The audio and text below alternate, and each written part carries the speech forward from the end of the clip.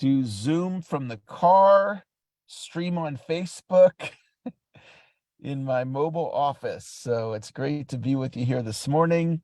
Neil, good morning. Welcome. Got my holiday. Starbucks is getting festive here. They got the holiday cups going on. Nice to see you. Kevin, good to see you, Kevin. Thank you for joining us. Halea, good morning. Welcome. Bob, good morning, Bob. Anna, hi, Anna. Good to see you. Thank you for joining us. Janice, good morning, Janice. Welcome. Happy Tuesday. Nice to see you here this morning. If you're here on Facebook, you can type in, let us know that you're here. And well, it's time. We are going to get this party started. So let me, everything's the way I want it here. There we go. And hit the record button. Good morning, everybody. Eric Lofholm here. I want to welcome all of you to the Continuous Sales Improvement Daily Podcast. And in this moment, I am feeling gratitude that we can all gather here through technology. I never would have imagined that I could be in my car streaming all over the world and have a live audience, and then we're recording it, and we got a podcast audience. So it's just great to be with you here this morning on this beautiful Tuesday morning. If you're right-handed, take your right hand. If you're left-handed, take your left hand. Pat yourself on the back. Tell yourself, great job for being here this morning. Type into the chat, today is a great day. Today is a great day. And it is. It is a great day. Expect a miracle. This could be the greatest day of your entire life. And as you can tell, if you're watching this, if you're listening, you can't tell, but if you're watching live or watching the YouTube recording, I'm coming to you live from my car today. I'm in Orangevale, California. It's about 20 minutes from my house. And I have the opportunity to speak to a group of real estate agents this morning. And I want to talk to you a little bit about that speech because there is a business outcome to the speech. So I'm giving the talk for free. So they didn't hire me. And that is a strategy. And so there's a distinction between speaking to self-promoted events. So if I was the promoter, which I'm not on this one, so sometimes I might invite you to my book in a day class or come to the close. So those are self-promoted events. So I have to put on my promotion hat and go get the people to show up. Well, there's another type of speech, and that's speaking to groups that are already assembled. So there might be, 40 people today. So I get to come and I'm in front of 40 people and I didn't have to do any marketing. I just show up and speak. So I want you to think about the power of that.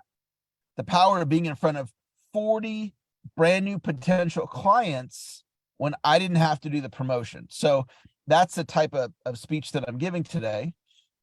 And the way I got the speech doesn't always happen like this, but the gentleman, he saw me speak at a real estate conference. And how I got that speech is I spoke to a loan organization and I added value there. So they referred me to this real estate organization. Then I added value there. Then today's person who invited me, he saw me speak. And now, so adding value in two speeches, it led me to this speech. And my outcome today when I'm speaking, so part of my sales philosophy is before you go and sell, I'm not selling today, but I'm doing a sales function, which I'll explain that in a moment. So before you go and sell, you want to prepare in advance. So I don't want to just show up today winging it. I want to go in with a plan. So this is my speech. And I numbered each of my index cards, and each of these is a content point. All right. So I'm prepared and I'm ready to go. So this is exactly what I want you to do when you're delivering a business presentation, whether it's a sales presentation, a Zoom, in this case, it's a front of the room speech. So we go in and we prepare. So it probably took me about, for today's talk, about 45 minutes of preparation. So there's delivering our sales presentation, or in this context, a speech, and then there's preparing for the sales preparation and the speech. And so as I'm sharing with you what it is that I'm doing, perhaps you may come to the realization, oh, I need to be preparing at a higher level. Okay, so now I prepared my presentation. I just showed you my note card, so I'm ready to go. That's going to help me to be confident when I get in front of this group of people that I probably don't know anybody in the room other than the person who brought me in. Let's say there's 40 in the room. I'm going to probably know 4 or less. So that can be a little bit nerve-wracking. So to offset the nerves, I come in prepared. So I know I'm going to knock it out of the park. And you can do that same thing. So now I have some outcomes for the speech. So my first outcome, first and foremost, is I want to give value, right? I want the person that brought me in, I want him to come up when I'm done and go, Eric, you knocked it out of the park. Thank you for coming and adding value. So I want that experience. I want the people in the audience, whether they come up to me or not, I want them to go, wow, Eric, that was great. Thank you for coming here and adding value. So that's the foundation. The foundation's got to be value. And then from there, I have some business outcomes. So I want to get other speeches, and everybody in this audience, they may know of a place I could be a guest speaker. So I'm going to use a referral script, and I'm going to offer an incentive for anybody in the audience that gives me a referral. So I might walk out of here with 5 referrals, and that's a predetermined outcome of my presentation. And I have one of my index cards here. There's a set point in my presentation where I'm going to ask for referrals. So let me just find, there it is right here. So it's number 11. Okay. At index card number 11, I'm going to ask the audience for referrals. And then I'm going to promote my planning class, which is coming up in December. So all 40 of these people are great candidates to join my planning class. And so I have a set point in my presentation where I'm going to promote the planning class. And then I'm going to offer a free coaching session for anybody in the audience that's interested in exploring coaching with me. So it's very realistic. I could walk out of this talk, 5 referrals, 20 people requesting the planning class, 5 people asking me for a coaching session. So this one talk that I'm doing for quote unquote free, because I'm not charging, it could turn into $100,000 in business. And this is something for all of you to consider. Could your business model, could you speak to groups that are already assembled? Would that work for you? Because if it would, I mean, think about the power of that. If I went in there today and get this business outcome, and over time it brings me $100,000 in revenue off of one free speech, that's a pretty awesome day. But forget about me. This isn't about me. I'm just using my example as a teaching point to see if you can get something from me showing you my PowerPoints, not my PowerPoint slides, my index cards in my preparation, explaining to you my outcomes, explaining to you the mindset to see if, well, let me just check in with you. Is anything I've said so far this morning, did you get anything out of what I said? Is there anything that I said where like, wow, I could do that? Or, oh, I never thought. If you did, just type the word yes in the chat. Also know your subconscious mind is picking up everything I'm telling you. What if by me showing you how I prepared my presentation, showing you those index cards, what if it got you to go, oh, I need to be more prepared? And what if it got you more prepared on 98% of your presentations that you deliver for the rest of your life? That one thought could be $100,000 to you. All right, moving on. Next idea. So last night, I did a coaching session where I was receiving coaching. It's really consulting. I was working with a consultant in Australia of all places. All right. So my mindset is global.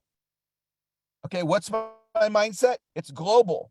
Okay. Some of you are thinking locally, which is fine, but you might think, if you're in the US, statewide, or you might think nationwide, or you might think global, or if you're in another country, you might think in a region, right? You might think global. So it's not unusual for me to connect with somebody and they go, oh, well, I'm over in Australia. Oh, okay, well, tell me about what you do. And then the gentleman tells me what he does. I'm like, oh, well, I need some of that. So did this session with him last night. And what we worked on was a 3-year strategic plan. How many years? 3 years. Okay. Now this guy's brilliant. He might even be watching this right now. He's a brilliant guy. His name is Ben in Australia. So he's walking me through his expertise on how to organize my thoughts and creating a 3-year plan. And we did some stuff in thinking and documenting it and writing I've never done before, because I was learning from him. So he's bringing the Ben flavor to it, right? So it was me and him co-creating. Eric and Ben co-creating a 3-year strategic plan, and we didn't finish it last night. We got started on it. And so the distinction there is success is a team sport, right? So I don't look at life and go, I'm smart, I got it all figured out. I look at life and go, I'm smart, and I'm smarter if I leverage the brain power of other people, because Ben and I can create a better strategic plan than me by myself. And I don't have to have all the answers. In Think and Grow Rich, Henry Ford, long story short, they were asking him these questions and he didn't know any of the answers. And they were basically saying, well, that proves you're ignorant. And he said, well, I don't need to know any of those answers because I have a bank of phones and I can pick up any one of those phones. And the questions you just asked me, I can go call somebody up on my bank of phones, all these people that work for him, and I can get you the answer. He's like, I don't need to know the answer. I need to know how to get the answer. Okay. I don't need to know how to put together the 3-year strategic plan. I just need to know that Ben and I can co-create the 3-year strategic plan. So when you have that kind of a mindset and you're surrounding yourself with really talented people, so it's me plus Ben, or me plus Dr. Moyne, or me plus Jay Abraham, or me plus Steve Hardison, or me plus my assistant Vicky, or me plus Kevin, who's on the call with us right now, right? Or Hilea, who's coaching my daughter in health. So if my daughter's needing some support in health, I'm her dad. I don't have to have all the answers. I go find somebody like Hilea who spent decades of her life reading articles on health and studying health and observing health. And she's a walking encyclopedia when it comes to health. And so I go, okay, here you go to my daughter. I'm going to pair you up with an expert. And so that's me contributing to my daughter as her father, but it's through Hilea. I don't have to be the one giving the information. By the way, I don't have the information. I don't know the health information like she does. So my ego is not in the way where it's like, well, I got to be the one giving the information. Forget that. Who cares about that? Right? It's not about that. It's about, let me leverage the brain power of other people. If what I'm telling you right now, the example I just gave with Hilea supporting my daughter and I'm helping my daughter produce an outcome, or Ben helping me with a strategic plan, is I'm giving you some insight into how my brain thinks. If you got value from that, just type the word yes in the chat. Some of you, maybe you're being a lone ranger. You're being a solopreneur. You're trying to do it by yourself. I don't want to do it by myself. I'm way more powerful playing team, right? Leveraging the brain power of others and looking for win-wins, and how can we collaborate? That's the mastermind principle. And my last idea for you guys today, today's Tuesday, it's November 8th. Take today through the finish line. How long are you working till today? So my day goes today probably till about 10 o'clock tonight. It's about 8, so that's 14 hours. So here's my mindset. All I have to do is give great effort for 14 hours. It's like, that's a piece of cake. Anybody can do anything for a short period of time. Anybody can do anything for a short period of time. 14 hours is a short period of time. All I need to do is today. By the way, that's all I can do. I can't do tomorrow, today. All I can do is right now, right now, this next hour, today.